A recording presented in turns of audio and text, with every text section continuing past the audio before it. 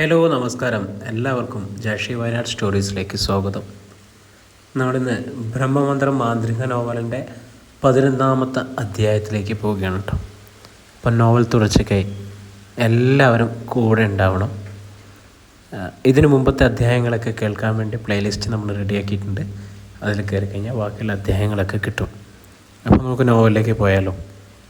ബ്രഹ്മമന്ത്രം മാന്ത്രിക നോവൽ അധ്യായം 11. അത് പക്ഷേ അനിരുദ്ധൻ ശ്രദ്ധിച്ചില്ല. അയാളുടെ കരുത്ത് കൂടുകയായിരുന്നു. അനുനിമിഷം അത് ഇരട്ടിയായിക്കൊണ്ടിരുന്നു. അലറിക്കരയാൻ തുടങ്ങിയ വിനയപ്രഭയുടെ വായിലേക്ക് അയാൾ ബെഡ്ഷീറ്റിൻ്റെ കുറേ ഭാഗങ്ങൾ തിരികെ കയറ്റി. അഹങ്കരിക്കടി, മതിയാവോളം അഹങ്കരിക്ക്, അയാൾ പറഞ്ഞുകൊണ്ടേയിരുന്നു. മുറിക്കുള്ളിൽ ഒരു കാറ്റ് തങ്ങി നിന്നു. ആ കാറ്റിനിടയിൽ തിളങ്ങുന്ന 2 കണ്ണുകൾ വിനയപ്രഭ കണ്ടു. വട്ടം ചുറ്റുന്ന നീണ്ടുന്ന മുടിയിഴകൾ കണ്ടു. കൂർത്തുമൂർത്ത ദ്രംഷ്ടകൾ കണ്ടു. നീണ്ട നഖങ്ങൾ കണ്ടു. ആർത്തു ചിരിക്കുകയാണ് യാമിനി. മുന്നിലെ ദൃശ്യം അവളെ വല്ലാതെ തൃപ്തിപ്പെടുത്തുന്നത് പോലെ തോന്നി. കണ്ണുകൾ ഇറുക്കി അടയ്ക്കണമെന്നുണ്ടായിരുന്നു വിനയപ്രഭയ്ക്ക്. പക്ഷെ കഴിയുന്നില്ല. അനിരുദ്ധനാണെങ്കിൽ ഒന്നും അറിയുന്നതേയില്ല. യാമിനിയുടെ നിർദ്ദേശാനുസരണം ചലിക്കുന്നൊരു യന്ത്രം മാത്രമായിരുന്നു അയാളപ്പോൾ. നാഴികകൾ കഴിഞ്ഞു. അയാളുടെ പരാക്രമം അവസാനിക്കാൻ വേർത്ത് കുളിച്ച അവളുടെ ശരീരത്തിൽ നിന്നും എഴുന്നേൽക്കുമ്പോൾ അവളുടെ അരക്കെട്ട് ചോരയിൽ കുതിർന്നത് അയാൾ ശ്രദ്ധിച്ചതേയില്ല. അവളുടെ വായിൽ തിരികിരുന്ന തുണി വലിച്ചു മാറ്റി. പക്ഷേ തുറന്ന വായി അങ്ങനെ തന്നെ ഇരിക്കുന്നു. അയാൾ അവളുടെ മുഖത്തിന് മുകളിൽ കൈവച്ച് നോക്കി. നേരിയ ശ്വാസമുണ്ട്. അഴിച്ചെറിഞ്ഞ വസ്ത്രങ്ങൾ വാരി അവളുടെ ശരീരത്തിലേക്ക് എറിഞ്ഞിട്ട് തൻ്റെ വസ്ത്രവും ധരിച്ച് ഒന്നും സംഭവിക്കാത്തതുപോലെ വാതിൽ തുറന്ന് പുറത്തേക്കിറങ്ങുമ്പോൾ അയാളുടെ ചുണ്ടുകൾ പിറുപിറുത്തു. നിന്റെ അഹങ്കാരം ശമിച്ചോന്ന് ഞാനൊന്ന് അറിയട്ടടി. ആ നേരത്ത് പടിപ്പുര കടന്ന് ഒരു അംബാസിഡർ കാർ മുറ്റത്ത് വന്നു നിന്നു. ശങ്കരൻ നായർ ഇറങ്ങി പിന്നിലെ ഡോർ തുറന്നു പിടിച്ചു. ഭരദേവതയെ മനസ്സിൽ ധ്യാനിച്ചുകൊണ്ട് ഭവത്രിതൻ തമ്പി അദ്ദേഹം പുറത്തേക്കിറങ്ങി. നടുത്തളത്തിലിരിക്കുകയായിരുന്ന ശാലിമോൾ അടുത്ത നിമിഷം ഞെട്ടിപ്പിടഞ്ഞെഴുന്നേറ്റു. അധ്യായം 22. അതുവരെ ഇല്ലാതിരുന്ന ഒരു ഭാവമാണ് പെട്ടെന്ന് ശാലിമോളുടെ മുഖത്തുണ്ടായത്. പേടിച്ചരണ്ട ഭാവം. എവിടേക്ക് ഓടി രക്ഷപ്പെടണമെന്നറിയാത്ത ഭാവം. പുറത്ത് വാഹനം നിൽക്കുന്ന ശബ്ദ കേട്ട് മുറിയിൽ നിന്നും പുറത്തേക്ക് വരികയെന്ന മാതൃമുത്തശ്ശി അവളെ തുറച്ചു നോക്കി. എന്താ ഒരു ചുറ്റിക്കളി? അങ്ങനെ ചെയ്യുന്നവർക്ക് മറ്റുള്ളവരെക്കുറിച്ച് അങ്ങനെ തോന്നും. മുഖത്തടിച്ചതുപോലെയായിരുന്നു ഷാലുവിൻ്റെ മറുപടി. മുത്തശ്ശി വിളറിപ്പോയി. 6ാം തരത്തിൽ പഠിക്കണ ഒരു കുട്ടിയല്ലേ. അവളുടെ സംസാരമല്ല ഇതെന്ന് അവർക്ക് തോന്നി. എന്നാലും അതേക്കുറിച്ച് കൂടുതൽ ചിന്തിക്കാനുള്ള സമയം കളയാതെ തറവാട്ടിൽ ആരാണ് വന്നിരിക്കുന്നതെന്നറിയാനുള്ള വ്യഗ്രതയിൽ അവർ ഉമ്മറത്തേക്ക് പോയി. ഒരു മാത്ര ആ പോക്ക് നോക്കി നിന്നിട്ട് ഷാലുമോൾ വടക്കിനിയിലൂടെ തറവാടിൻ്റെ പടിഞ്ഞാറേ മുറ്റത്തേക്ക് നീങ്ങി. മാധുരി മുത്തശ്ശി ഉമ്മറത്തെത്തുമ്പോൾ നീളം വരാന്തയിലേക്ക് കയറുകയായിരുന്നു ഭവത്രിതൻ തമ്പി അദ്ദേഹം. ശങ്കരൻ നായർ മുറ്റത്തു തന്നെ നിന്നതേയുള്ളൂ. അപ്രതീക്ഷിതമായി തമ്പി അദ്ദേഹത്തെ മുന്നിൽ കണ്ടപ്പോൾ മാധുരിക്കുണ്ടായിരുന്ന സന്തോഷത്തിന് അതിരില്ലായിരുന്നു. അങ്ങയെക്കുറിച്ച് ഇന്നും കൂടി ഞാൻ ചിന്തിച്ചു. അവിടേക്ക് അയക്കാൻ പറ്റിയവരാരും ഇല്ലാതിരുന്നാലാണ് അങ്ങോട്ടേ അളവിടാഞ്ഞത്. എൻ്റെ ജയകൃഷ്ണനുണ്ടായിരുന്ന അനുഭവം അങ്ങ് അറിഞ്ഞു കാണുമല്ലോ അല്ലേ? ഭവത്രിതൻ തമ്പി അമർത്തിയൊന്ന് മൂളി. പിന്നെ പറഞ്ഞു, അതുകൊണ്ടല്ലേ ഞാൻ ഇങ്ങോട്ട് നേരിട്ട് വന്നത്. സന്തോഷായി, അങ്ങിരിക്കൂ. ഭവത്രിതൻ തമ്പി ചാരു കസേരയിലിരുന്നു. എന്താണാവോ കുടിക്കാൻ വേണ്ടത്? സംഭാരമാവാം, ഇപ്പോൾ കൊണ്ടുവരാം. തിരിഞ്ഞു നടക്കുന്നതിനിടയിൽ മാധുരി ശങ്കരൻ നായരെ നോക്കി. ഇരുന്നോളൂ. ശങ്കരൻ നായർ വെറും നിലത്തിരുന്നു. ഉള്ളിയും വറ്റൽമുളകും ചതച്ചിട്ട സംഭാരവുമായി മാധുരി വേഗം വന്നു. അത് കുടിച്ചിട്ട് ഓട്ട് ഗ്ലാസ് തിരികെ കൊടുക്കുന്നതിനിടയിൽ തമ്പി അദ്ദേഹം അറിയിച്ചു, എൻ്റെ വരവിന് പിന്നിൽ അല്പം കടുത്ത ലക്ഷ്യം തന്നെയാണ് മാധുരിയെ. എന്താണാവോ? അവർ ഭവ്യതയോടെ തിരക്കി. യക്ഷിയെ തളയ്ക്കുക. ഞാൻ ജപിച്ചു തന്ന ഏലസിൻ്റെ ശക്തി നശിക്കാനുള്ള സമയമായിരിക്കുന്നു. ഇനിയിപ്പോൾ യക്ഷിയെ തളയ്ക്കാൻ അമാന്തിച്ച അത് കൂടുതൽ വിനയാകും. മാധുരിയുടെ കണ്ണുകൾ വിടർന്നു. അപ്പോൾ അവിടുന്ന് യക്ഷിയെ ഉച്ചാരണം നടത്താനായി തന്നെ വന്നതാണോ? ഉവ്, പക്ഷെ ഒരുക്കുകൾ ഒക്കെ ഞാൻ കൊണ്ടുവന്നിട്ടുണ്ട്. എന്നാലും വേറെ ചില സഹായങ്ങൾ ഇവിടുന്ന് ഉണ്ടാവണം. എന്താണാവോ അതൊക്കെ? കാര്യശേഷിയുള്ള 4-5 പുരുഷന്മാരെ വേണം. അവർക്ക് ജോലികൾ പലതുണ്ടാവും. രാത്രി മടങ്ങാൻ പറ്റിയെന്ന് വരില്ല. എന്തൊക്കെ പ്രതിബന്ധം ഉണ്ടായാലും ഇന്ന് ഉച്ചാടനം പൂർത്തിയാക്കണം. മാദ്രി തൊല്ലിട ആലോചിച്ചു. ആരെ വിളിക്കും? പുറത്തേക്ക് ആരെങ്കിലും പറഞ്ഞു വിടാമെന്ന് കരുതിയ ജയകൃഷ്ണൻ്റെ അവസ്ഥയിൽ പറ്റില്ലല്ലോ. അനിരുദ്ധനോട് പറഞ്ഞാൽ അനുസരിക്കുമെന്ന് തോന്നുന്നില്ല. മാദ്രിയുടെ മനസ്സ് വായിച്ചതുപോലെ തമ്പി അദ്ദേഹം തിരക്കി. ആരെയെങ്കിലും ഇങ്ങോട്ട് വരുത്തേണ്ടതായിട്ടുണ്ടോ? പെടുന്നനെ അവരുടെ മനസ്സിൽ തെളിഞ്ഞത് കാര്യസ്ഥൻ വേലുനായരുടെ മുഖമാണ്. ഉവ്, ഇവിടുത്തെ പഴയ കാര്യസ്ഥനൊന്ന് വരുത്തിയിരുന്നെങ്കിൽ എല്ലാത്തിനും ആളെ കണ്ടെത്തിയനെ. കാര്യസ്ഥനെ വരുത്താം. ഭവത്രതൻ തമ്പി കണ്ണുകൾ പൂട്ടി. ആ ചുണ്ടുകൾ എന്തോ പിറുവിറുക്കുന്നത് മാതിരി കണ്ടു. ഏതാനും മാത്രകൾക്കുള്ളിൽ തമ്പി അദ്ദേഹം കണ്ണുകൾ തുറന്നു. എന്നിട്ട് പറഞ്ഞു, കാര്യസ്ഥൻ വരും, കാര്യങ്ങൾ അങ്ങോട്ട് ഏൽപ്പിക്കുക. സന്തോഷത്തോടെ മാതിരി തിരിഞ്ഞു നടന്നു. ആ നേരത്ത് കാര്യസ്ഥൻ വേലുനായർ തൻ്റെ കൊച്ചു വീടിൻ്റെ തിണ്ണയിൽ ഇരിക്കുകയായിരുന്നു. വെയിലൽപ്പം ശമിച്ചെങ്കിലും ഇപ്പോഴും ചൂടിന് തെല്ലും കുറവില്ലല്ലോ എന്ന് അയാൾ ഓർത്തു. ഈ പോക്ക് പോയാൽ കിണറ്റിൽ വെള്ളം പോലും ഉണ്ടാവില്ല. പെടുന്നനെ പൃഷ്ഠത്തിൽ തോൾ കുത്തിയതുപോലെ വേലുനായർ എഴുന്നേറ്റു. തിടുക്കത്തിൽ അകത്തേക്ക് പോയി വേഷം മാറി. എങ്ങോട്ടാ ഇത്ര പെട്ടെന്ന്? ഭാര്യ തിരക്കി. ചെറുകുന്നത്ത് തറവാട് വരെ പോകണം. അത്യാവശ്യം എന്തോ ഉണ്ടെന്നൊരു തോന്നൽ. ഈയിടെ അങ്ങോട്ടുള്ള പോക്ക് വേണ്ടാന്ന് വെച്ചതായിരുന്നല്ലോ. ഞാൻ പലവട്ടം പറഞ്ഞിട്ട് പോകാതിരുന്ന ആൾ ഇപ്പോൾ ഇങ്ങനെ. വേലുനായർ മറുപടി പറഞ്ഞില്ല. കാരണം മറ്റൊന്നുമല്ല, ഇപ്പോൾ അങ്ങോട്ട് പോകുന്നത് എന്താണ് നിമിത്തമെന്നൊന്നും അയാൾക്ക് അറിഞ്ഞുകൂടല്ലോ.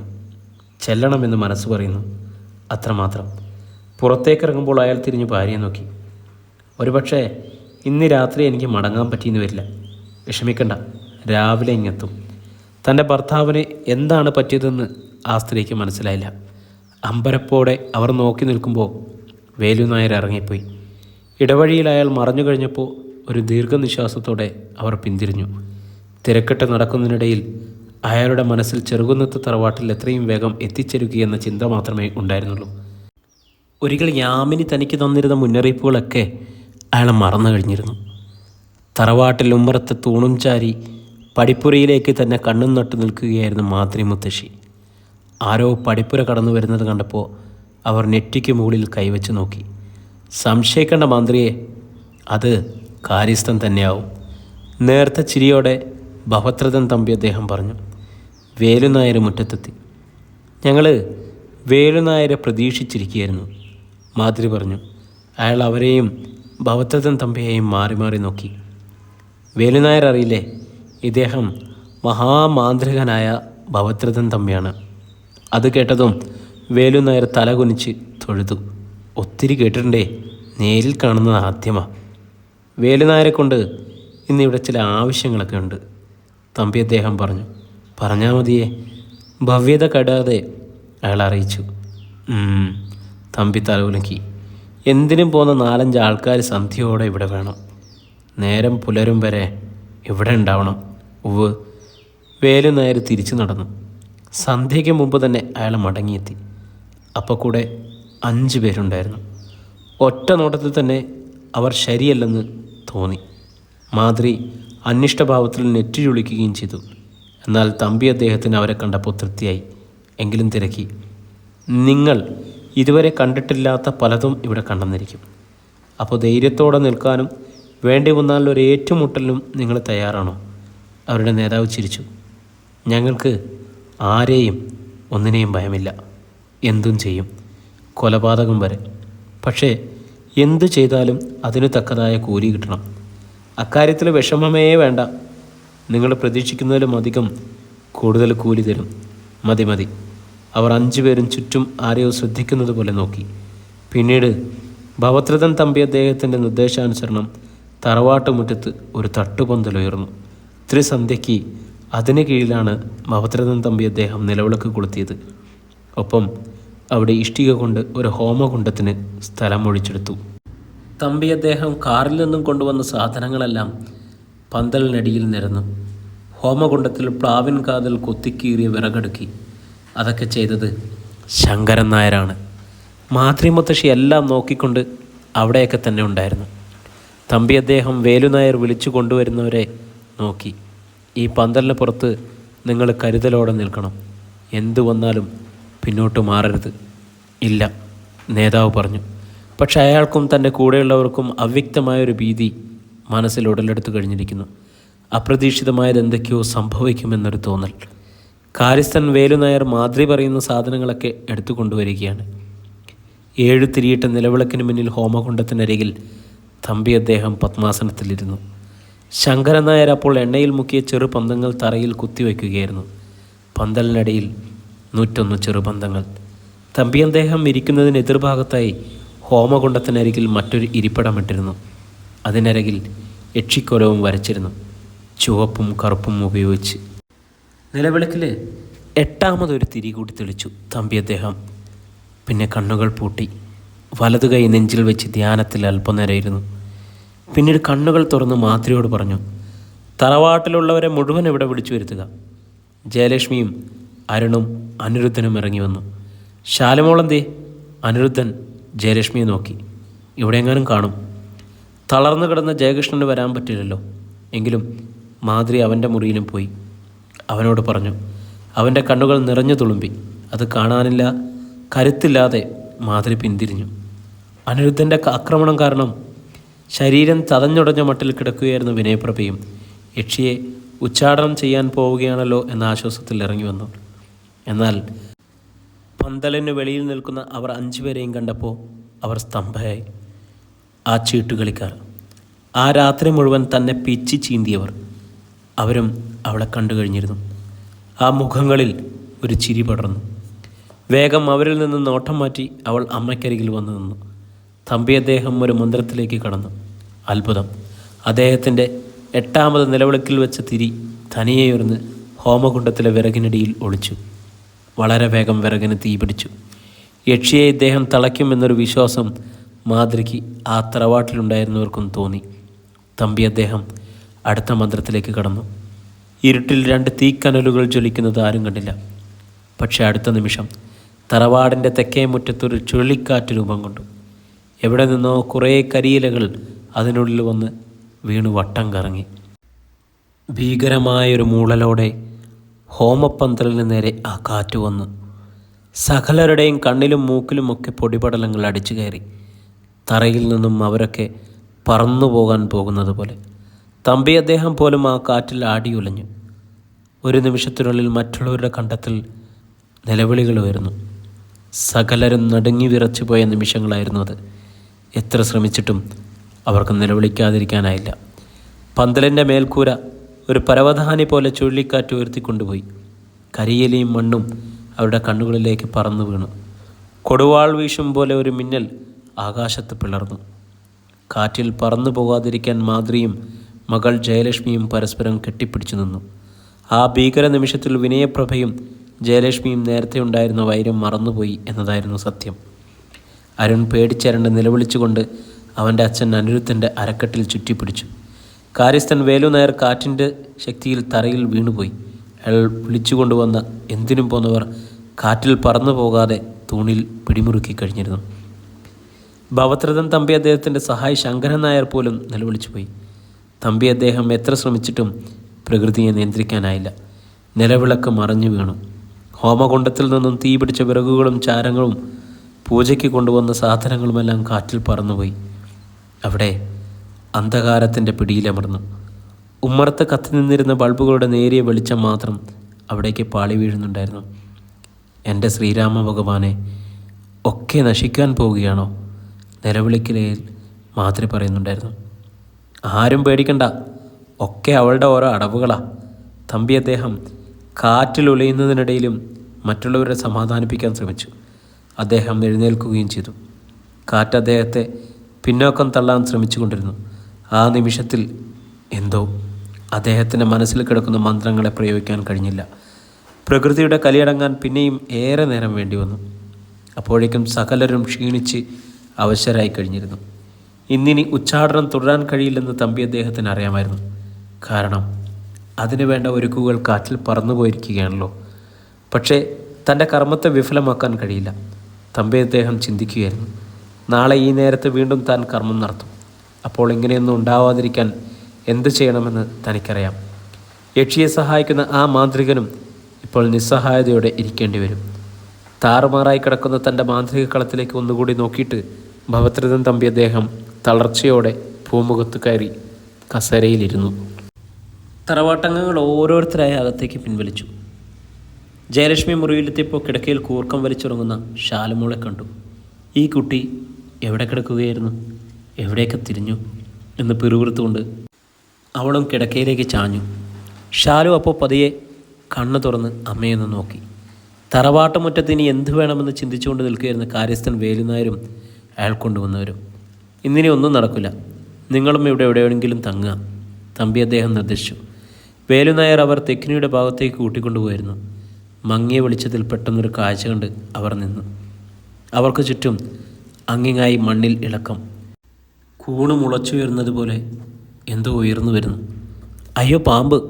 വേലുനായർ നിലവിളിച്ചെങ്കിലും ശബ്ദം തൊണ്ടയിൽ കുരുങ്ങി വീണു. പിന്തിരിഞ്ഞ് ഓടണമെന്ന് മറ്റുള്ളവർക്കുണ്ടായിരുന്നു, പക്ഷെ കഴിഞ്ഞില്ല.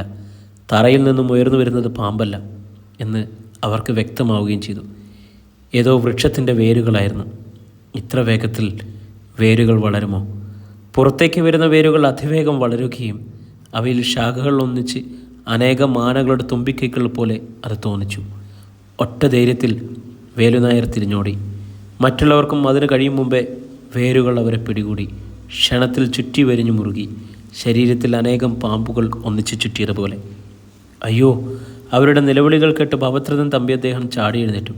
അപ്പോൾ വേലുനായർ അദ്ദേഹത്തിൻ്റെ മുന്നിൽ വന്നുകൊണ്ട് ഭാരവശ്യത്തോടെ തെക്കോട്ട് കൈ ചൂണ്ടി. തമ്പി അദ്ദേഹം അങ്ങോട്ട് ഓടിയെത്തി. മുന്നിലെ ആ കാഴ്ച ഒരു മാത്ര അദ്ദേഹത്തെ നടുക്കി. വേരുകൾ അവരെ മണ്ണിനടിയിലേക്ക് വലിച്ചിറക്കി കൊണ്ടുപോവുകയായിരുന്നു. ഒറ്റ നിമിഷത്തിൽ അവർ മണ്ണിൽ ലയിച്ചു ചേർന്നതുപോലെ അപ്രത്യക്ഷമായി. ഭൂമിയിൽ അങ്ങനെയൊന്നും നടന്നതിൻ്റെ പാടുകൾ പോലും ഇല്ലായിരുന്നു. ഇന്നിനി ഒന്നും ചെയ്തിട്ട് കാര്യമില്ലെന്ന് മനസ്സിലായ ഭവത്രതൻ തമ്പി അദ്ദേഹം പിന്തിരിഞ്ഞു. വേലുനായരുടെ വിറയൽ അപ്പോഴും മാറിയിരുന്നില്ല. താൻ വിളിച്ചു കൊണ്ടുവന്നവർക്ക് ഈ ഗതി പറ്റിയിരിക്കുന്നത് മറ്റുള്ളവരോട് എന്തു പറയും? എല്ലാം നോക്കി നിൽക്കുകയായിരുന്ന ശങ്കരൻ നായർക്ക് ഒരു വാക്ക് ഉച്ചരിക്കാൻ കഴിഞ്ഞില്ല. ഭവത്രതൻ തമ്പി അദ്ദേഹം വേലുനായരുടെ മുന്നിലെത്തി. ഇവിടെ ഈ സംഭവിച്ചത് നമ്മൾ 3 പേർ മാത്രമേ അറിഞ്ഞിട്ടുള്ളൂ. 4മതൊരാൾ ഇതറിയാൻ ഇടവരുത്. വന്നാൽ നിങ്ങളും കുടുങ്ങും. താൻ വിളിച്ചു കൊണ്ടുവന്നവരെ അപ്പോൾ തന്നെ മടക്കി അയച്ചു. ആര് ചോദിച്ചാലും അങ്ങനെ പറയാവൂ. വേലുനായർക്ക് തല ചലിപ്പിക്കാനേ കഴിഞ്ഞുള്ളൂ. തമ്പി അദ്ദേഹം തുടർന്നു. ഇക്കാര്യം പുറത്തറിഞ്ഞാൽ മറ്റുള്ളവർ പല രൂപത്തിലാവും വ്യാഖ്യാനിക്കുക, പ്രത്യേകിച്ചും പോലീസുകാരും പത്രക്കാരും. കാര്യസാധ്യത്തിന് വേണ്ടി നമ്മൾ അവരെ ബലിയർപ്പിച്ചു എന്ന് വേണമെങ്കിൽ അവർ പറഞ്ഞേക്കും.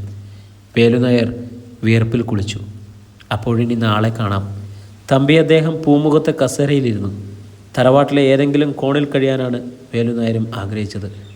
ഇരുട്ടത്ത് വീട്ടിലേക്ക് പോയാൽ ഒരപകടം തന്നെയും പ്രതീക്ഷിച്ചിരിപ്പുണ്ടാവുമെന്ന് അയാൾക്ക് ഭയമുണ്ടായിരുന്നു. ആ നേരത്ത് ജലപാതത്തിനരികിലെ ഗുഹയിൽ ഉപാസനമൂർത്തിയുടെ വിഗ്രഹത്തിന് കത്തിച്ചു വച്ച നിലവിളക്കിന് മുന്നിൽ ക്രൂരമായ ഒരു ആനന്ദത്തോടെ ഇരിക്കുകയായിരുന്നു ബ്രഹ്മദത്തൻ. തമ്പി അദ്ദേഹത്തിൻ്റെ ഇന്നത്തെ കർമ്മം തകർക്കാൻ തനിക്ക് കഴിഞ്ഞിരിക്കുന്നു. അതൊരു വലിയ കാര്യം തന്നെയാണ്. പക്ഷെ അതുകൊണ്ടൊന്നും അവസാനിക്കുന്നില്ല. കൂടുതൽ കരുത്തോടെ തമ്പി അദ്ദേഹം അടുത്ത കർമ്മത്തിലേക്ക് കടക്കുമെന്ന കാര്യത്തിൽ സംശയമേ ഇല്ല. അങ്ങനെ വന്നാൽ ഒരു ഉറച്ച തീരുമാനമെടുക്കുകയായിരുന്നു ബ്രഹ്മദത്തനും. പിറ്റേന്ന് നേരം പുലർന്നു. അപ്പോൾ തന്നെ ഭവത്രതൻ തമ്പി അദ്ദേഹം പുതിയ ചാർത്തു നൽകി. ശങ്കരൻ നായരെ പൂജാസാധനങ്ങൾ വാങ്ങിക്കുന്നതിനായി പട്ടണത്തിലേക്ക് അയച്ചു. നാട്ടിൽ നിന്നും ശേഖരിക്കേണ്ട പൂക്കൾക്കും മറ്റുമായി വേലുനായരെ അയച്ചു. മറ്റുള്ളവരെ രാത്രി തന്നെ വീട്ടിലേക്ക് മടക്കി അയച്ചെന്നാണ് തമ്പി അദ്ദേഹം മാധുരിയോട് പറഞ്ഞത്. ശാലമോൾ തമ്പി അദ്ദേഹത്തിന് മുന്നിൽ എത്തിപ്പെടാതെ ഒഴിഞ്ഞു മാറി നടക്കുകയാണ്. ഉച്ചയോടെ ശങ്കരൻ നായരും വേലുനായരും തങ്ങളെ ഏൽപ്പിച്ച ജോലികൾ പൂർത്തിയാക്കി മടങ്ങിയെത്തി. ആദ്യം തന്നെ തമ്പി അദ്ദേഹം തറവാട്ടുവളപ്പിൽ ഒരു മാന്ത്രിക ബന്ധനം തീർത്തു. ഏതു മാന്ത്രികൻ വിചാരിച്ചാലും ഇന്ന് താൻ നടത്താൻ പോകുന്ന ഉച്ചാടന കർമ്മം യാതൊരു തടസ്സവും കൂടാതെ ലക്ഷ്യത്തിലെത്തിക്കാൻ സാധിക്കണം. അത് നടക്കുമെന്ന് അദ്ദേഹത്തിന് ഉറപ്പുണ്ടായിരുന്നു. സന്ധ്യയ്ക്ക് മുൻപ് എന്തോ തിരയും പോലെ തമ്പി അദ്ദേഹം തറവാട്ട് വളപ്പിലൂടെ നടന്നു. ആ യാത്ര അവസാനിച്ചത് തെക്ക് പടിഞ്ഞാറ് ഭാഗത്തു നിൽക്കുന്ന ഒരു കാഞ്ഞിര മരത്തിന് ചുവട്ടിലാണ്. അല്പനിമിഷങ്ങൾ അദ്ദേഹം ആ മരത്തിലേക്ക് തന്നെ നോക്കി നിന്നു. മറ്റാർക്കും കണ്ടെത്താൻ കഴിയാത്ത ചിലത് അദ്ദേഹം ആ മരത്തിൽ കാണുകയും ചെയ്തു. വളരെ പെട്ടെന്ന് തറവാട്ടിൽ മടങ്ങിയെത്തിയ അദ്ദേഹം രഹസ്യമായി മാധുരിയെ അരികിൽ വിളിച്ചു. എന്നിട്ട് പറഞ്ഞു, ഇവിടെ ഒരു പെൺകുട്ടിയുണ്ടല്ലോ, ഞാനിതുവരെ കാണാത്ത കുട്ടി. മാധുരി ഞെട്ടി വിളിച്ചു. ശാലുമോളുടെ കാര്യമാണോ അങ്ങ് ചോദിക്കുന്നത്? അത് തന്നെ, അവൾ എങ്ങോട്ടും പോകാതെ നോക്കണം. അദ്ദേഹം മടിയിൽ നിന്നും ഒരു ഏലസ് പുറത്തെടുത്തു. അവളിപ്പോഴുള്ള മുറിയുടെ വാതിലടച്ച് ഇതുകൊണ്ട് ബന്ധിക്കുക, വേഗം. തമ്പി അദ്ദേഹത്തിൻ്റെ വാക്കുകൾ പൂർണ്ണമായി മനസ്സിലായെങ്കിലും മാദ്രി ആ ഏലസ് വാങ്ങി തിടുക്കത്തിൽ അകത്തേക്ക് പോയി. അധ്യായം 23. ഷാലു എവിടെയാണ്? ഏലസുമായി തറവാട്ടിനുള്ളിലേക്ക് പോകുമ്പോൾ മാദ്രിയുടെ ചിന്ത അതായിരുന്നു. അവൾ പുറത്തേക്ക് പോകരുതെന്ന് ഭവത്രതൻ തമ്പി അദ്ദേഹം പറയാനുള്ള കാരണം എന്താണ്? എന്തായാലും ഷാലുവിൽ എന്തോ അപകടം പതിയിരിക്കുന്നു എന്നൊരു തോന്നൽ അവർക്കുണ്ടായി. ആ നേരത്ത് ഷാലുമോൾ തറവാട്ടിനുള്ളിൽ തന്നെ ഉണ്ടായിരുന്നു. താനും അമ്മയും ഉറങ്ങുന്ന മുറിയിൽ തന്നെ. ഭവത്രതൻ തമ്പി അദ്ദേഹത്തിൻ്റെ ഇന്നത്തെ പൂജ എങ്ങനെ മുടക്കും എന്ന് മാത്രമാണ് അവൾ അപ്പോൾ ചിന്തിച്ചുകൊണ്ടിരുന്നത്. നേരം സന്ധ്യയോടെടുക്കുകയാണ്. ഏതാനും നാഴികക്കുള്ളിൽ അദ്ദേഹം ഉച്ചാരണ കർമ്മങ്ങൾ തുടങ്ങും. രക്ഷപ്പെടാൻ എന്താണ് വഴി? തനിക്ക് നേരിൽ അദ്ദേഹത്തിന് മുന്നിൽ പ്രത്യക്ഷപ്പെടാൻ കഴിയില്ല. തന്നെ കാണുന്ന മാത്രയിൽ തന്നെ അദ്ദേഹം തിരിച്ചറിയും എന്ന കാര്യത്തിൽ സംശയമില്ല. പെടുന്നനെ ഉള്ളിൻ്റെ ഉള്ളിൽ അപകടത്തിൻ്റെ ഒരു തോന്നൽ. ഷാലു ചാടിപ്പടിഞ്ഞെഴുന്നേറ്റു. വാതിക്കൽ കുതിക്കാൻ ഭാവിക്കുകയായിരുന്നു. പക്ഷേ ആ ക്ഷണം വാതിക്കൽ മാതൃ മുത്തശ്ശിയുടെ മുഖം കണ്ടു. മുത്തശ്ശി ചെറുമകളെ തുറച്ചു നോക്കി നിൽക്കുകയായിരുന്നു. കൂടുതൽ എന്തെങ്കിലും ചിന്തിക്കാതെ പുറത്തേക്ക് പായുവാനാഞ്ഞ ഷാലുവിൻ്റെ നീക്കം മുത്തശ്ശി പെട്ടെന്ന് മനസ്സിലാക്കി. അവൾ രക്ഷപ്പെട്ടാൽ അപകടമാണെന്ന് മനസ്സിലാക്കിയ മാതിരി വാതിലടയ്ക്കാൻ സമയം കിട്ടിയില്ല. എന്നാൽ അവർ മറ്റൊന്നും ചെയ്തു. പവിത്രതൻ തമ്പി അദ്ദേഹം കൊടുത്തുവിട്ട ചരടിൽ കോർത്ത ഏലസ് ഷാലുവിൻ്റെ മുന്നിലേക്ക് നീട്ടിപ്പിടിച്ചു. ഫലം വളരെ പെട്ടെന്നായിരുന്നു. നടുക്കത്തോടെ ഷാലു പിന്നോക്കം മാറി. ആ ഏലസ് തനിക്ക് കാണാൻ കഴിയാത്ത വിധത്തിൽ പുറംതിരിച്ചു നിന്നു. അത് മാറ്റടി! ഒറ്റ അലർച്ചയായിരുന്നു. ഒരു വന്യമൃഗം ഗർജിക്കുന്നത് പോലെ. അടിമുടി വിറച്ചു പോയി മാതിരി. ഇന്ന് വരെ ഷാലുമോളിൽ നിന്നും കേൾക്കാത്തൊരു ശബ്ദം. അത് മാറ്റാൻ അവൾ പിന്നെയും ഗർജിച്ചു. അല്ലെങ്കിൽ നിന്നെ ഞാൻ കൊല്ലും. ആ ശബ്ദത്തിൽ തറവാട് നടുങ്ങി. ജയലക്ഷ്മിയും വിനയപ്രഭയും അനുരുദ്ധനുമൊക്കെ ഓടിയെത്തി. എന്താ അമ്മ അവൾക്ക് പറ്റിയത്? വിനയപ്രഭ തിരക്കി. അതിന് മറുപടി പറയാതെ മാതൃ വേഗം വാതിലടച്ച് പുറത്തുനിന്ന് ഓടാമ്പലിട്ടു. ആ ഏലസ് അതിൽ കെട്ടിവെക്കുകയും ചെയ്തു. അകത്ത് ഗർജനങ്ങളോടൊപ്പം എന്തൊക്കെയോ വീണുടയുന്ന ശബ്ദം. ജയലക്ഷ്മി പകച്ചു. മോളെ, ഷാലുമോളെ! അവൾ വാതിൽ തട്ടി വിളിച്ചു. വിളിക്കണ്ട, മാതിരി പറഞ്ഞു. അവളെ രക്ഷിക്കണമെങ്കിൽ തമ്പി അദ്ദേഹത്തിന് മാത്രമേ കഴിയൂ. അപ്പോൾ എൻ്റെ കുഞ്ഞ്. ജയലക്ഷ്മി തേങ്ങി. മാതിരി തലയാട്ടി. ഈ തറവാട് മുടിച്ചുകൊണ്ടിരിക്കുന്ന യക്ഷി അവളിലുണ്ടെന്നാണ് തോന്നുന്നത്. ഈശ്വര! തലയിൽ കൈവച്ചുകൊണ്ട് തറയിൽ കുത്തിയിരുന്നു പോയി ജയലക്ഷ്മി. അനിരുദ്ധനും വിനയപ്രഭയ്ക്കും അനങ്ങാനായില്ല. മുറിക്കുള്ളിൽ സർവ്വതും തകർക്കുകയായിരുന്നു ഷാലു.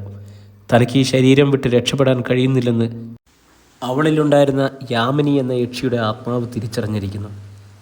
ആ തറവാട് തന്നെ അവളിപ്പോൾ തകർക്കുമെന്ന് തോന്നിയിട്ടും പൂമുഖത്തെ ചാരുകസേരയിൽ ശാന്തത കൈവിടാതെ നേർത്ത ഒരു പുഞ്ചിരിയോടെ ഇരിക്കുകയായിരുന്നു ഭവത്രതൻ തമ്പി. എന്നാൽ അയാൾക്ക് മുന്നിൽ മുറ്റത്ത് മാന്ത്രിക കർമ്മങ്ങൾക്ക് വേണ്ട ഒരുക്കങ്ങൾ പൂർത്തിയാക്കുകയായിരുന്നു വേലുനായർക്കും ശങ്കരൻ നായർക്കും. ഉദ്യോഗം അടക്കാൻ കഴിഞ്ഞിരുന്നില്ല. അപ്പോൾ അങ്ങോട്ട് ഓടി വന്ന ജയലക്ഷ്മി തമ്പി അദ്ദേഹത്തിൻ്റെ കാൽക്കലേക്ക് വീണു. രക്ഷിക്കണം, എൻ്റെ കുട്ടിയെ അങ്ങെങ്കിലും ഒന്ന് രക്ഷിക്കണം. എഴുന്നേൽക്ക്! ശാന്തമായ സ്വരത്തിൽ തമ്പി പറഞ്ഞു. ജയലക്ഷ്മി എഴുന്നേറ്റ് തൊഴുകൈകളോടെ നിന്നു. തമ്പി പറഞ്ഞു, ഒരിക്കൽ മരിച്ചുപോയോളല്ലേ ഷാലു? ശരീരത്തിൻ്റെ പകുതി ഭാഗങ്ങൾ പോലും ഒന്നും നിങ്ങൾക്ക് കിട്ടിയിരുന്നില്ല.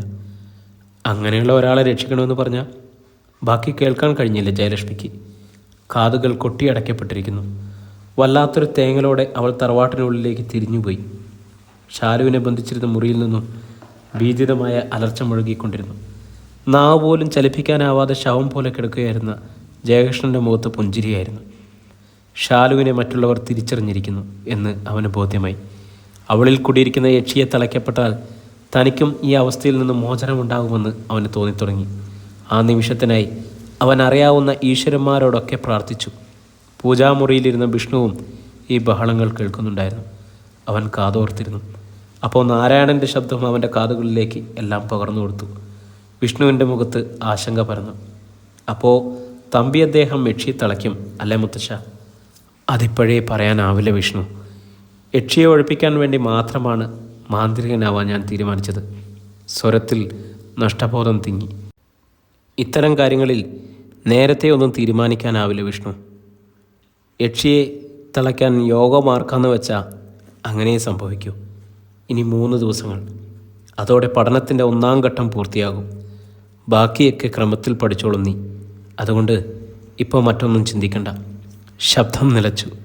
വിഷ്ണു പിന്നെയും കേട്ടു യക്ഷിയുടെ ഗർജനം. അവൻ ഭരദേവതയെ ധ്യാനിച്ച് കണ്ണുകൾ പൂട്ടി അങ്ങനെ തന്നെ ഇരുന്നു. ഇപ്പോൾ ഗുഹയിൽ അസ്വസ്ഥനായി അങ്ങിങ്ങ് നടക്കുകയായിരുന്നു ബ്രഹ്മദത്തൻ. യാമിനിക്ക് സംഭവിച്ചത് അയാൾ അറിഞ്ഞിരിക്കുന്നു. മാത്രമല്ല, തമ്പി അദ്ദേഹം തറവാടിനു ചുറ്റും ഏർപ്പെടുത്തിയിരിക്കുന്ന രക്ഷാബന്ധനം കാരണം തനിക്ക് അവളെ സഹായിക്കാൻ പോലും കഴിയാത്ത അവസ്ഥയാണ്. ഇനി എന്തെങ്കിലും കഴിയണമെങ്കിൽ താൻ നേരിട്ട് അങ്ങോട്ട് പോകണം. ഭവത്രതൻ തമ്പി അദ്ദേഹവുമായി നേർക്കുനേർ പൊരുതണം. പക്ഷെ അത്രയും ദൂരത്തിലെത്തണമെങ്കിൽ ബ്രഹ്മദത്തൻ തിടുക്കത്തിൽ അവിടെ ഉണ്ടായിരുന്ന പെട്ടിയിലെ ഒരു മാന്ത്രിക ഗ്രന്ഥങ്ങൾ ഒന്നൊന്നായി എടുത്ത് പരിശോധിക്കാൻ തുടങ്ങി. നേരം സന്ധ്യ. അതോടെ യക്ഷിക്ക് ശക്തി വർദ്ധിച്ചു തുടങ്ങി. മാന്ത്രിക കളത്തിൽ കത്തിച്ചു വെച്ച 7 തിരിയിട്ട വിളക്കിന് മുന്നിലിരുന്ന് ഭരദേവതയും ഉപാസനമൂർത്തികളെയും പ്രീണിപ്പിക്കുന്ന മന്ത്രങ്ങൾ ജപിച്ചു തുടങ്ങിയിരുന്ന പവിത്രതൻ തമ്പി അദ്ദേഹം. യക്ഷി ഇപ്പോൾ തൻ്റെ ബന്ധനത്തിനായതിനാൽ ഉച്ചാടം വളരെ വേഗത്തിൽ നടക്കുമെന്ന് അദ്ദേഹത്തിന് അറിയാമായിരുന്നു. മുറിക്കുള്ളിൽ ഒരു പുലി മുരളുന്നത് പോലെ ശബ്ദിച്ചുകൊണ്ട് നടന്നിരുന്ന ഷാരുവിന് അപ്പോൾ യാമിനിയുടെ അതേ മുഖമായിരുന്നു. നീണ്ടു വളഞ്ഞ ദ്രംഷ്ടകളും രക്തം മിറ്റുവീഴുന്ന നാവും തീക്കനൽ പോലെ തിളങ്ങുന്ന കണ്ണുകളും നാഗങ്ങളെപ്പോലെ ഇളകിയാടുന്ന നീണ്ട തലമുടിയും കൂർത്തു നിൽക്കുന്ന നഖങ്ങളും. അവളുടെ നോട്ടം മച്ചിൽ പതിച്ചതേയുള്ളൂ. അവിടുത്തെ പലകകളും ഓടുകളുമെല്ലാം തെറിച്ചുപോയി. അടുത്ത നോട്ടത്തിൽ ഒരു മിന്നൽ പിണർ കഴുക്കോലിനും മറ്റും വന്ന് വീണ് തീപിടിച്ചു. തറവാട് മുഴുവൻ കത്തിച്ചാമ്പലാകാൻ പോവുകയാണ്. അഗ്നി ആളുന്നത് കണ്ട് മാധുരിയും മറ്റും നിലവിളിച്ചു. അപ്പോൾ തമ്പി അദ്ദേഹം ഒന്ന് തിരിഞ്ഞു നോക്കി. ആ ചുണ്ടിൽ വരുണനെ പ്രീണിപ്പിക്കുന്ന മന്ത്രങ്ങൾ തത്തിക്കളിച്ചു. പെട്ടെന്ന് തീ കത്തിത്തുടങ്ങിയ ഭാഗത്ത് മാത്രം മഴ പെയ്തു. തീ അണഞ്ഞു. എടോ മന്ത്രവാദി, യാമിനി അലറി. നിന്റെ ചോര കുടിക്കാതെ ഞാൻ അടങ്ങില്ലടാ. അത് കേട്ട് തമ്പി ചിരിച്ചു. നിന്റെ അഹങ്കാരം തീരാറായിരിക്കുന്നു യാമിനി. അടങ്ങി നിന്നാൽ നിനക്ക് കൂടുതൽ വേദനിക്കാതിരിക്കാം. ഫു, അവൾ ആട്ടി. നിനക്കെന്നെ ഒന്നും ചെയ്യാൻ കഴിയില്ല. ഈ തറവാട്ടിലുള്ള എല്ലാത്തിനെയും നിന്നെയും ഞാൻ കൊല്ലും, സത്യം. തമ്പി അദ്ദേഹം പുഞ്ചിരിച്ചു. ജയകൃഷ്ണൻ ഒഴികെയുള്ളവർ പൂജകൾ നോക്കിക്കൊണ്ട് മുറ്റത്ത് നിൽപ്പുണ്ടായിരുന്നു. 7:30 നാഴിക ഇരുട്ടിക്കഴിഞ്ഞു. ഇനി കർമ്മങ്ങൾ തുടങ്ങാമെന്ന ഭാവത്തിൽ തമ്പി അദ്ദേഹം ഒന്ന് നിവർന്നിരുന്നു. അപ്പോൾ സന്തോഷത്തോടെ ഒരു താളിയോല ഗ്രന്ഥത്തിലെ അവസാനത്തെ വരിയും ഹൃദ്യസ്ഥമാക്കിയിട്ട് അത് പെട്ടിയിൽ വെച്ച് അടയ്ക്കുകയായിരുന്നു ബ്രഹ്മദത്തൻ. ഇത്തരം ഒരു വിദ്യയെക്കുറിച്ച് അറിയുന്നതും അത് പ്രവർത്തിക്കാൻ ശ്രമിക്കുന്നതും ആദ്യമായാണ്. ഭദ്രേട്ടൻ ഒരുപക്ഷെ ഇതൊക്കെ പ്രയോഗിച്ചിട്ടുണ്ടാവണം. നിലവിളക്കിൽ അല്പം എണ്ണ കൂടി പകർന്ന ശേഷം തിരികൾ നീട്ടിയിട്ടു ബ്രഹ്മദത്തൻ. മുറിയിൽ പകൽ പോലെ വെളിച്ചം പരന്നു. ഉപാസനാമൂർത്തിയുടെ പ്രതിമയ്ക്ക് മുന്നിൽ ഒരു പുതിയ ചൈതന്യം കൈവന്നതുപോലെ തോന്നി ബ്രഹ്മദത്തന്. അതൊരു ശുഭലക്ഷണമാണ്. അയാൾ താൻ പഠിച്ച പുതിയ മന്ത്രം പരീക്ഷിക്കുന്നതിന് മുൻപ് ഒരിക്കൽ കൂടി പരദേവതയെ ധ്യാനിച്ചു. പത്മാസനത്തിലിരുന്ന് ഗരുഡനെ പ്രീണിപ്പിക്കുന്ന മന്ത്രം ജപിക്കാനായി 1001 വട്ടം ജപം പൂർത്തിയാക്കിയ മാത്രയിൽ ദൂരെ ഒരു ചിറകടി ശബ്ദം കാതിൽ വന്ന് മുഴങ്ങി. മൂർത്തിയുടെ സാന്നിധ്യം അയാൾ അറിഞ്ഞു കഴിഞ്ഞു. എന്തു വേണം ഭക്ത? ചോദ്യം കേട്ടു. അടിയനെ എത്രയും പെട്ടെന്ന് ചെറുകുന്നത്ത് തറവാടിനരികിൽ എത്തിക്കണം ഗരുഡ ഭഗവാനെ. അഭീഷ്ടം പോലെയാവട്ടെ. മൂർത്തിയെ നേരിട്ട് കണ്ടില്ലെങ്കിൽ തന്നെയും കൊത്തിയെടുത്തുകൊണ്ട് ഗരുഡൻ പുറത്തേക്ക് പോകുന്നത് ബ്രഹ്മദത്തൻ അറിഞ്ഞു. നിമിഷത്തിനുള്ളിൽ കാടുകളും മലകളും ഗ്രാമങ്ങളും താണ്ടുകയാണ്. ചെറുകുന്നത്ത് തറവാട്ട് മുറ്റത്ത് 501 ഈർക്കൽ പന്തത്തിലേക്ക് തീ പടർന്നു കഴിഞ്ഞു. ശങ്കരൻ നായരും മേലു നായരും ഹോമാഗ്നിയിൽ വീഴുന്ന ചമതയും വെള്ളുമെല്ലാം പൊട്ടിത്തെറിക്കുന്നു. ദീപത്തിൻ്റെ പൂരം. തൻ്റെ വെള്ളി കെട്ടിയ ചൂരലുമായി ആവണിപ്പലകയിൽ നിന്നും ഭവത്രതൻ തമ്പി അദ്ദേഹം എഴുന്നേറ്റു. കയ്യിലൊരു പന്തം കൂടി കരുതി തറവാടിനുള്ളിലേക്ക് യാമിനിയുടെ അടുത്തേക്ക് പോവുകയാണ് അദ്ദേഹം. പിന്നാലെ മറ്റൊരു പന്തവും തുള്ളിപ്പൊടിയുമായി ശങ്കരൻ നായരും അദ്ദേഹത്തെ അനുഗമിച്ചു. മറ്റുള്ളവർ ശ്വാസം അടക്കി പിടിച്ച് കാത്തു നിൽക്കുകയാണ്. തമ്പി അദ്ദേഹം ശങ്കരൻ നായരും തറവാട്ടിനുള്ളിലേക്ക് കടന്നു. യാമിനിയുടെ അലർച്ച അവിടെ മാകെ പിടിച്ചു കുലുക്കി. കൊല്ലും ഞാൻ, വരരുതിങ്ങോട്ട്. പക്ഷെ അത് കേട്ടിട്ടും തമ്പി അദ്ദേഹം ഒന്ന് പുഞ്ചിരിച്ചതേയുള്ളൂ. എന്നാൽ ശങ്കരൻ നായർ വിറയ്ക്കാൻ തുടങ്ങിയിരുന്നു. വീശിയടിച്ചു വന്ന കാറ്റിൽ തറവാടിൻ്റെ ഓടുകൾ പലതും ഇളകി പറന്നു. എന്നിട്ടും തമ്പി അദ്ദേഹത്തിന് യാതൊരു പരിഭ്രമവും തോന്നിയില്ല. തറവാട് അപ്പാടെ വിറകൊള്ളുകയാണെന്ന് മറ്റുള്ളവർക്ക് തോന്നി. ഇനി എന്തെന്നറിയാൻ മറ്റുള്ളവർ നെഞ്ചിടിപ്പോടെ കാത്തു നിൽക്കുകയാണ്. തമ്പി അദ്ദേഹവും ശങ്കരൻ നായരും യാമിനിയെ അടച്ചിട്ടിരിക്കുന്ന മുറിയുടെ മുന്നിലെത്തി. വാതിലിൽ ബന്ധിച്ചിരുന്ന തകിടിൽ ഒരു മന്ത്രത്തിൻ്റെ അകമ്പടിയോടെ അദ്ദേഹം കൈവച്ചു. മുറിക്കുള്ളിൽ നിന്നും തീപ്പൊള്ളലേറ്റതുപോലെ യാമിനിയുടെ നിലവിളി. മന്ത്രം മുറിയാതിരിക്കാൻ ശ്രദ്ധിച്ചുകൊണ്ട് അദ്ദേഹം തകിടഴിച്ചു മാറ്റി. വാതിൽ മലർക്കെ തുറന്നു. പെട്ടെന്ന് വൈദ്യുതി ബന്ധം നിലച്ചു. തമ്പി അദ്ദേഹം പന്തം മുറിക്കുള്ളിലേക്ക് നീട്ടി. ശങ്കരൻ നായരുടെ കയ്യിലിരുന്ന തൊള്ളിപ്പൊടി പന്തത്തിലേക്ക് പറന്നു വീണു. തീയൊരു ഗോളമായി ജ്വലിച്ചു. കരുതലോടെ തമ്പി അദ്ദേഹം അകത്തു കയറി. മുറിയുടെ മൂലയിൽ അപ്പോൾ പേടിച്ചരണ്ടതുപോലെ നിൽക്കുകയായിരുന്നു യാമിനി. ഇവിടെ വാ, അദ്ദേഹം അവൾക്കു നേരെ വിരൽ ചൂണ്ടി. ഇല്ല, വരില്ല. യാമിനി പല്ലിറങ്ങി. വരാൻ. തമ്പി അദ്ദേഹത്തിൻ്റെ ഭാവം മാറി തുടങ്ങി. രക്ഷപ്പെടാനൊരു പഴുതിനായി യാമിനി ചുറ്റും നോക്കി. ഒന്നും കണ്ടില്ല. തമ്പി അദ്ദേഹം അവളുടെ അടുത്തേക്ക് നീങ്ങിക്കൊണ്ടിരുന്നു. പ്രിയമുള്ളവരെ, നമ്മുടെ സ്റ്റോറി ഇവിടെ തുടരുകയാണ് കേട്ടോ. നാളെ ഇതിൻ്റെ അടുത്ത ഭാഗമായിട്ട് നമ്മൾ വീണ്ടും കണ്ടുമുട്ടും. എല്ലാവരോടും പറയാനുള്ളത്, ഇനിയൊരു 3 പാട്ട് കൂടി ഉണ്ടാവും. നമുക്ക് 3-4 പാട്ട് കൂടി ഉണ്ടാവും. 3 പാട്ട് മാക്സിമം 3-4 പാട്ട് കൂടിയാണ് ഉണ്ടാവുക. അതുകൂടി കഴിഞ്ഞാൽ നമ്മളൊരു ഫാമിലി നോവലിലേക്കാണ് തിരിച്ചു പോകുന്നത്. മാന്ത്രിക നോവലിന് തൽക്കാലം കുറച്ച് സമയത്തേക്ക് നമ്മളൊരു ഗ്യാപ്പ് കൊടുക്കുകയാണ്. അതിനുശേഷം നമ്മൾ പിന്നെ അപ്ലോഡ് ചെയ്യും. അപ്പം ഈ നോവലിൻ്റെ തുടർച്ച കേൾക്കുന്നതിന് വേണ്ടിയിട്ട് നമ്മുടെ ചാനൽ ആരെങ്കിലും സബ്സ്ക്രൈബ് ചെയ്യാത്തവരുണ്ട്, സബ്സ്ക്രൈബ് ചെയ്യുക, ബെല്ലൈക്കൺ അമർത്തുക. നമ്മുടെ അഭിപ്രായങ്ങൾ എന്ത് തന്നെയായാലും കമൻ്റായിട്ട് രേഖപ്പെടുത്തുക. അഭിപ്രായങ്ങൾ വായിക്കുമ്പോഴൊക്കെ വളരെ സന്തോഷമാണ്.